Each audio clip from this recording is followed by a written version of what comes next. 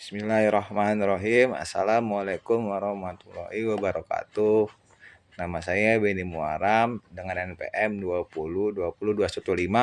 202021500558. Di sini saya akan menjelaskan tentang pemahaman, pengertian akhlak dan keutamaannya, adab etika belajar dalam Islam, etika beragama, berbangsa dan bernegara dalam Islam, serta pengertian musyawarah dan etika berdemokrasi dalam Islam. Baik ya, yang pertama saya akan menjelaskan pengertian akhlak. Pengertian akhlak ialah sebuah sistem nilai atau value norma yang mengatur tindakan pada pola sikap manusia atau tingkah laku di muka bumi. Sistem ini tersebut adalah ajaran Islam dalam Al-Quran dan Sunnah sebagai sumber nilai dan ijtihad sebagai salah satu metode berpikir Islami. Tindakan dan pola pikir yang dimaksud adalah berbagai macam pola hubungan dengan Allah, sesama manusia, dan juga alam. Kata akhlak berasal dari bahasa Arab yaitu khuluq yang artinya watak. Bisa kelakuan, tabiat, perangai, atau budi pekerti dan tingkah laku. Akhlak dalam Islam diartikan sebagai perangai atau tingkah laku yang ada di dalam diri seseorang yang telah melekat dan dilakukan serta pertahanan secara terus-menerus. Menurut Imam Al-Ghazali, pengertian akhlak ialah suatu sifat yang tertanam dalam jiwa seseorang manusia yang dari sifat tersebut akan timbul suatu perbuatan yang mudah atau gampang dilakukan tanpa perlu adanya pertimbangan dan pemikiran lagi. Di sini saya akan menjelaskan beberapa keutamaan mempunyai akhlak yang terpuji. Akhlakul karimah diantaranya adalah yang pertama ialah berat timbangannya di akhirat. Disebutkan dalam sebuah hadis bahwa orang yang punya akhlak terpuji akan mempunyai timbangan yang berat di hari akhir. Kelak di mana semua amal manusia akan dihisap. Tidak ada sesuatu yang diletakkan pada timbangan hari kiamat yang lebih berat daripada akhlak yang mulia. Dan sesungguhnya orang yang berakhlak mulia ini dapat mencapai derajat orang yang berpuasa dan sholat. Dan yang kedua adalah dicintai Rasulullah. Rasulullah Shallallahu Alaihi Wasallam diutus ke dunia tidak lain adalah untuk menyempurnakan akhlak manusia. Maka dari itu Rasulullah akan mencintai manusia yang berakhlak baik. Sesungguhnya yang paling aku cinta dari kalian dan yang paling aku dekatkan tempatnya dariku di hari kiamat adalah orang yang paling mulia akhlaknya. Dan yang paling aku benci dari kalian yang paling jauh tempatnya dariku di hari kiamat adalah orang yang banyak bicara, angkuh dalam berbicara, dan sombong. Dan yang ketiga adalah mempunyai kedudukan yang tinggi.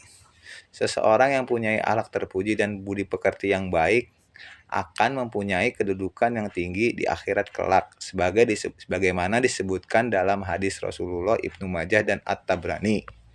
Dan yang keempat adalah dijamin rumah di surga. Mempunyai akhlak yang mulia sangatlah penting bagi seseorang muslim. Keutamaan mempunyai akhlak yang mulia sangat besar. Salah satunya adalah adanya jaminan imbalan sebuah rumah di surga bagi kaum muslim yang berakhlak mulia. Sebagaimana sabda Rasulullah SAW yang intinya bahwa akan dibuatkan rumah di tepi surga bagi orang yang meninggalkan debat walaupun orang tersebut benar. Akan dibuatkan rumah di tengah surga bagi orang yang tidak suka berbohong, meskipun hanya bertanda, serta rumah di atas surga bagi orang yang berakhlak mulia. Dan selanjutnya, saya akan menjelaskan tentang adab dan etika dalam Islam. Adab dan etika dalam menuntut ilmu penting agar ilmu yang diperoleh bermanfaat dan berkah. Menurut ilmu merupakan kewajiban bagi setiap muslim, sebagaimana sabda Rasulullah SAW. Adab dan etika dalam menuntut ilmu ada beberapa yang harus diperhatikan. Yang pertama, memperbaiki niat. Dalam menuntut ilmu, seorang muslim sebaiknya berniat untuk mendapatkan keridhaan Allah Subhanahu wa taala. Sebab dengan ridha Allah, maka ilmu akan mudah diterima. Nah, dalam hadis ada sebuah hadis yang artinya sebuah perbuatan dinilai berdasarkan motivasinya atau niyah. Dan tiap orang mendapatkan apa yang diniatkan. Mereka yang hijrah karena Allah dan Rasulnya, maka Allah Subhanahu wa Ta'ala dan Rasulnya akan membalas orang tersebut. Namun mereka yang hijrah karena hal yang bersifat duniawi atau wanita yang akan dinikahinya, dia akan mendapatkan hal tersebut. Yang kedua, bersungguh-sungguh. Setelah berniat karena Allah Subhanahu wa Ta'ala, seorang muslim harus bersungguh-sungguh dalam menuntut ilmu. Usaha terbaik atau ihsan akan memberikan hasil yang baik pula sesuai hadis Rasulullah. Nah, dalam arti hadis tersebut dari hadis Tirmizi, sesungguhnya Allah Subhanahu wa Ta'ala telah menetapkan ihsan dalam segala hal. Jika kalian berperang, maka lakukanlah yang terbaik. Jika sedang menyembelih hewan mereka, lakukanlah juga usaha dengan baik. Salah satu dari kalian mengasah pisaunya, sedangkan yang lain menenangkan hewan yang akan disembelih. Dan yang ketiga adalah tawakal. Setelah berusaha dengan sungguh-sungguh, seorang muslim sebaiknya tawakal. Syekh Syahad bin Muhammad Asy-Syahwi mengatakan tawakal artinya percaya sepenuhnya kepada Allah Subhanahu wa Ta'ala. Apapun yang ditetapkan Allah Subhanahu wa Ta'ala atas usaha dalam mencari ilmu, seorang muslim sudah sepatutnya menerima hal itu dengan ikhlas, sebab semuanya yang dikehendaki Allah pasti mengandung hikmah dan baliknya. 4. Menjauhi maksiat. Dalam menuntut ilmu, seorang muslim harus menjauhi perbuatan maksiat agar ilmu yang didapat bermanfaat dan berkah. Maksiat juga membuat seseorang sulit berkonsentrasi sehingga ilmu sulit dimengerti. Dan yang kelima ialah berdoa. Dalam mencari ilmu, seorang muslim sebaiknya selalu berdoa supaya terhindar dari rasa malas dan kesulitan dalam menuntut ilmu. Nah, jika memenuhi kesulitan, doa ini bisa dibaca untuk memenuhi bantuan dari Allah Subhanahu wa Ta'ala. Yang artinya, ya Allah, tidak ada kemudahan kecuali Kau buat mudah, dan Engkau menjadikan kesedihan atau kesulitan jika dikehendaki pasti akan menjadi mudah. Dan yang keenam, berprasangka baik. Seorang muslim diharapkan selalu bersangka baik atas ketetapan Allah, meskipun hasil dan proses pembelajaran yang telah dilakukan tidak sesuai dengan direncanakan. Dan yang ketujuh, memperhatikan materi. Agar mendapatkan ilmu dengan mudah, maka berkonsentrasi dengan memperhatikan guru saat menjelaskan pelajaran. Dan yang ke-8, jangan ragu-ragu untuk bertanya. Banyak bertanya seputar ilmu yang didapat dipahami termasuk adab dalam mencari ilmu.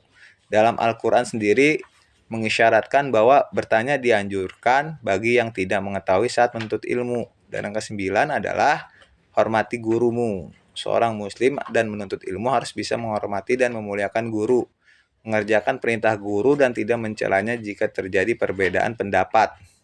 Dan yang ke-10 adalah mengamalkan ilmu yang dimiliki. Dalam adab dan etika itu, mengamalkan ilmu yang dimiliki itu sangat penting bagi seorang muslim. Karena dianjurkan untuk mengamalkannya, sebab jika tidak diamalkan maka Anda termasuk golongan orang-orang yang celaka. Nah, selanjutnya saya akan menjelaskan tentang etika berbangsa dan bernegara secara Islam. Dalam etimologi, etika berasal dari bahasa Yunani, yaitu ethos dan etikos. Ethos yang berarti sifat, watak, kebiasaan, dan tempat yang biasa. Etikos berarti susila, keadaban, kelakuan, dan perbuatan yang baik. Satu istilah lainnya yang memiliki makna hampir sama dengan etika adalah moral. Moral berasal dari kata Latin mos, bentuk atau tunggal, atau mores, bentuk jamak, yang berarti adat istiadat, kebiasaan atau kelakuan, watak, tabiat, akhlak, dan cara hidup. Demokrasi dalam Islam adalah ideologi politik yang bertujuan untuk menerapkan prinsip-prinsip agama Islam dalam kebijakan publik. Musyawarah Islam adalah salah satu bentuk keadilan untuk semua umat manusia. Dalam Islam, musyawarah adalah sebuah landasan hidup yang harus dipegang teguh baik para pemimpin maupun rakyatnya yang jelas. Nah, itu saja yang bisa dapat saya sampaikan tentang materi pengertian akhlak dan keutamanya, adab, etika, belajar dalam Islam, etika beragama dalam berbangsa dan bernegara dalam Islam, dan pengertian musyawarah dan etika berdasarkan dalam Islam. Itu saja yang bisa saya jelaskan tentang pemahamannya. Kurang lebihnya mohon maaf apabila ada salah kata.